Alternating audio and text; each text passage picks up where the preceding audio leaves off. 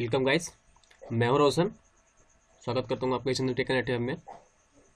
आज रिएक्ट का मेरा फर्स्ट वीडियो है, तो इसमें मैं आपको बताऊंगा कि रिएक्ट है क्या, ठीक है, और इसे हम लोग क्यों यूज करते हैं। तो ये मेरा एक अपना साइट है। मैंने ऐसे ही बस टेम्पोरली आप लोग को बताने के लिए बताया था। मैं अगर आपको इस टाइप का प्रोजेक्ट चाहिए रिएक्ट में, तो आप मुझे कमेंट जरूर करिएगा, मैं आपको सोर्स कोड प्रोवाइड करवा दूंगा। चलिए चलते हैं पहले इसका थ्योरी बेसिस पे। ये मेरा रिएक्ट का ऑफिशियल साइट है, ठीक है। ये जो रिएक्ट है, रिएक्ट का ऑफिशियल साइट है।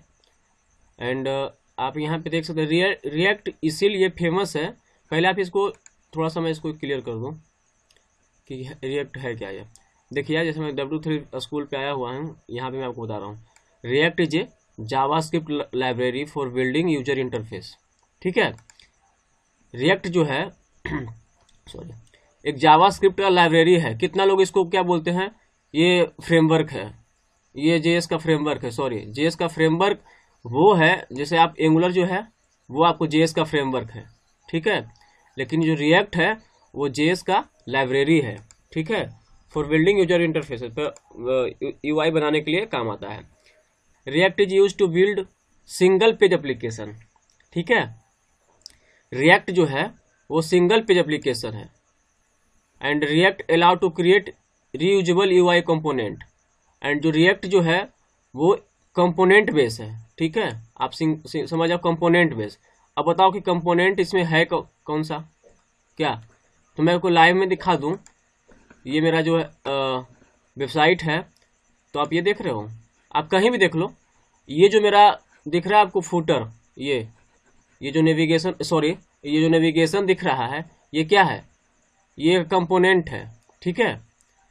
समझ रहे ना, ये एक कंपोनेंट है। एंड ये जो आपको दिख रहा है ये पूरा, ये भी एक कंपोनेंट है, ठीक है। हम लोग अबाउट पे आते हैं, देखिए कंपोनेंट बेस ही है। कॉन्टेक्ट नाउ, ये एक कंपोनेंट हो गया, ठीक है, ये एक कंपोनेंट हो गया। सर्विस पे आते हैं, जैसे आप यहाँ पे देखिए, ये एक कंपोनेंट है। एंड ये जो दिख रहा है ये एक कंपोनेंट है। एंड जो फुटर है ये एक कंपोनेंट है, ठीक है। तो आप लोग इसमें समझ रहे हो क्या कंपोनेंट मतलब हुआ क्या।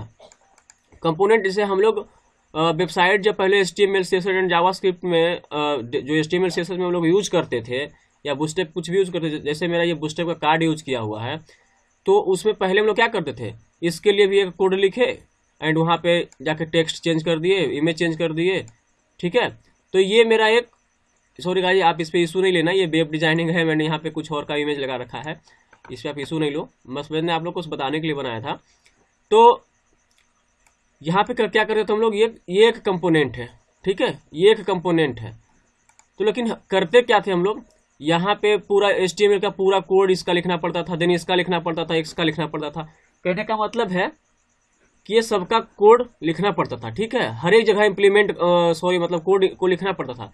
लेकिन आप यहाँ पे देख सकते हैं, ये मेरा सर्विस है, मैं आपको कोड दिखा दूँ, service.jxs, ठीक है। देखिए मेरा मात्र काम इतना में हो चुका है, ठीक है, मात्र काम कितना हो चुका है, बस ये आपको दिख रहा है। इतना सारा ही कोड में ये मतलब 1 2 3 4 5 6 7 8 9 10 जो भी 11 12 लाइन का जो लाइन ऑफ कोड है, उसी में मेरा ये वाला पूरा प्रोजेक्ट आवर सर्विस जो है वो मेरा पूरा बन के रखा पड़ा है, ठीक है। बस देखो क्या किया मैंने यहाँ पे, मैप मेथड का मैंने यूज किया है। मैं सब पूरा डिटेल्स बताऊंगा, ये सब के लिए आप इशू मत लो। बस यहाँ पे मैंने कार्ड को कॉल किया है, देखो कार्ड को कॉल किया है, एंड यहाँ को कार्ड को हम लोग इम्पोर्ट किए हैं, बस। देन यहाँ पे जो भी हम लोग प्रॉप्स के थ्रू हम लोग, सॉरी मतलब मैप मेथड के थ्रू हम लोग पास किए हैं। मैं आपको सब पूरा डिटेल्स बताऊंगा बस, लेकिन आप ये सिर्फ इतना देख लो कि जो कंपोनेंट बेस का मतलब समझ रहे हो ना, बस ये इतना सारा छोटा सा ही कोड है, इसी में देखिए मेरा पूरा ये इतना सारा बन के रखा पड़ा है। अगर आप यही HTML का कोड लेते तो बहुत सारा कोड, आई मीन 200-250 लाइन का कोड आ जाता इतना सा में ही, ठीक है। तो ये हो गया कंपोनेंट बेस, ठीक है। और रिएक्ट जो है वो कंपोनेंट बेस के लिए ही बनाया गया है, ठीक है। आप इसको, आप कहीं भी साइट को, किसी भी साइट को, जैसे मेरा कहने का मतलब है इस साइट को मैं कहीं भी एडिट करना चाहता हूँ, ठीक है। सेम ऐसे ही मेरा सेम प्रोजेक्ट आ गया, एंड मैं सेम सोचता हूँ कि नहीं इसी प्रोजेक्ट को मैं थोड़ा सा एडिट कर दूँ और काम चला दूँ, ठीक है। तो पहले क्या होता था, जब हम लोग HTML का पूरा फुल कोड कोड लिखते थे, तो उसमें होता क्या था कि हर एक जगह एडिट करो, चेंज करो, एडिट करो, चेंज करो, ठीक है। लेकिन यहाँ क्या है, यहाँ बस एक कंपोनेंट चेंज कर दो एंड बाकी सबको टक टक टक टक रख दो, वो क्लियर हो गया, ठीक है। तो ये हो गया कंपोनेंट बेस। एंड इसका अब ये आप यहाँ पे समझिए, ये लिखा हुआ है React is used to build single page application. कह रहा है बिल्ड सिंगल पेज एप्लीकेशन, मतलब ये जो है एक सिंगल पेज एप्लीकेशन है। ये जो आपको दिख रहा है ये एक सिंगल पेज एप्लीकेशन है। अब आप बताओ कि अगर सिंगल पेज एप्लीकेशन है तो फिर मैंने इसको भी यूज कर रखा है, इसको भी यूज कर रखा है, ये सिंगल पेज है कहाँ, ये देखो, ठीक है। ये सिंगल पेज है कहाँ, देखो, तो सिंगल पेज है गाइस। अब उसके लिए मैं आपको बताता हूँ, देखिए ये जो साइट है, देखिए जाके रेंडर होता है सब index.html पे, ठीक है। देखिए यहाँ पे dy रूट पे यहाँ पे ही होता है। अब आप बताओ जब मेरा ये प्रोजेक्ट चलता है index.html, तो आप ही देखो div में सिर्फ क्या लिखा हुआ है, बस आपका इतना ही लिखा हुआ है। अब आप ही बताओ कि अगर HTML में प्रोजेक्ट मेरा चलेगा तो इतना सारा प्रोजेक्ट मेरे पास चलेगा, इतना सारा में इतना सा ही कोड मुझे चाहिए क्या, नहीं ना। बस यही होता है, क्या होता है जब भी हम लोग किसी पे क्लिक करते हैं तो वो रेंडर करता है, और रेंडर करने के बाद जो ये मेरा dy मैंने रूट लिखा है यहाँ आके वो रेंडर कर देता है, ठीक है। एंड मुझे वो डिस्प्ले पे शो करता है, ठीक है। तो ये हुआ सिंगल पेज। एंड और मैं आपको बता दूं यूजर इंटरफेस, तो आपको पता ही है वो UI बनाने के लिए काम आता है, ठीक है। तो ये हो गया रिएक्ट। एंड रिएक्ट को अगर आप और बेसिक एंड डिटेल्स में जानना चाहते हैं तो आप यहाँ पे मैंने आपको जैसे बता ही दिया था, डिक्लेरेटिव जो UI यूजर इंटरफेस हम लोग बनाते हैं, ठीक है। रेंडर करके डेटा को हम लोग यहाँ पे भेजते हैं अपडेट करके।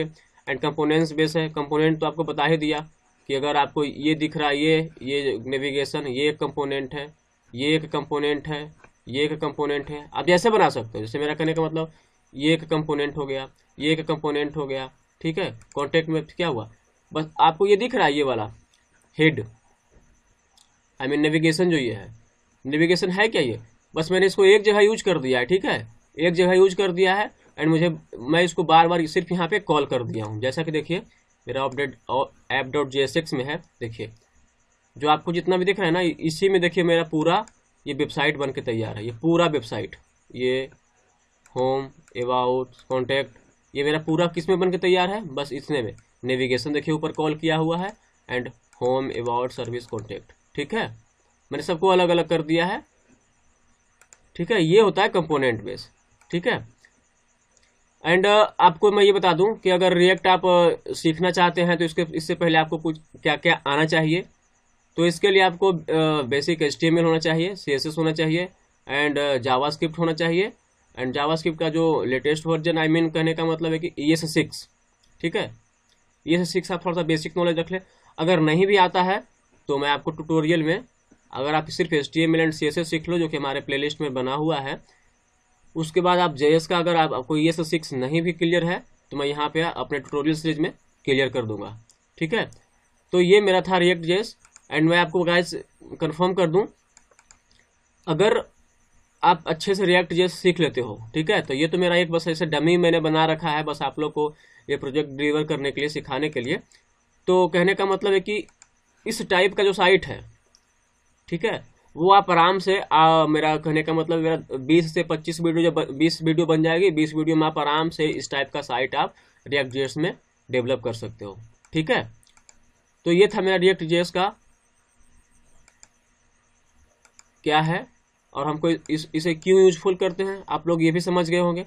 यूजफुल हम लोग इसीलिए करते हैं क्योंकि इसका रिएक्ट JS का यूज करने का मेन रीजन ये है, ये जो है डेटा को क्या करता है, रेंडर करता है, कि वो रिफ्रेश यहाँ पे नहीं करता है। देखो रिफ्रेश किया, नहीं किया, ये रिफ्रेश डेटा को नहीं करता है, ठीक, सॉरी मैं मतलब रेंडर जो करता है वो सिंगल पेज एप्लीकेशन है। सिंगल पेज एप्लीकेशन तो ऑब्वियसली सी बात है कि वो डेटा रिफ्रेश होके तो आएगा नहीं, ठीक है, वो आराम से रेंडर कर देगा। और रेंडर करने से फ़ायदा क्या होगा कि मेरा ब्राउज़र चलता नहीं है, ठीक है, ये जो मेरा URL है वो रिफ्रेश नहीं होता है, और रिफ्रेश नहीं होगा तो क्या होगा, फास्ट होगा, ठीक है। जो साइट है जो मेरा वो बहुत सारा फास्ट होगा, ठीक है। मान लिया यहाँ पे मतलब ये सब जो साइटें हैं इसे करो तो रिफ्रेश होता है। तो रिफ्रेश होने से ये होता क्या है कि एक हम लोग अच्छा लॉन्ग टाइम के बाद हम लोग UI को अपने डिस्प्ले कर पाते हैं, ठीक है।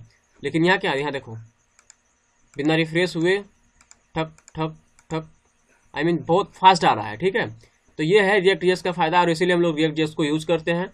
एंड एक फ़ायदा ये भी है कि जो मैंने बताया आपको, कंपोनेंट बेस एक आप बना लो, बाकी सब जगह कंपोनेंट में आई मीन ये कार्ड है, एक जगह कार्ड बना लो, कार्ड रख दो, वो कार्ड बन गया, ठीक है। एंड आगे हम लोग इसका प्रॉप्स पढ़ेंगे तो सिर्फ एक कार्ड में ये पूरा बन जाएगा, ठीक है। तो ये मेरा था React.js का पहला सीरीज, एंड आई होप कि आपको अच्छा लगा होगा। तो ठीक है गाइस, मिलते हैं नेक्स्ट वीडियो में, तब तक के लिए धन्यवाद।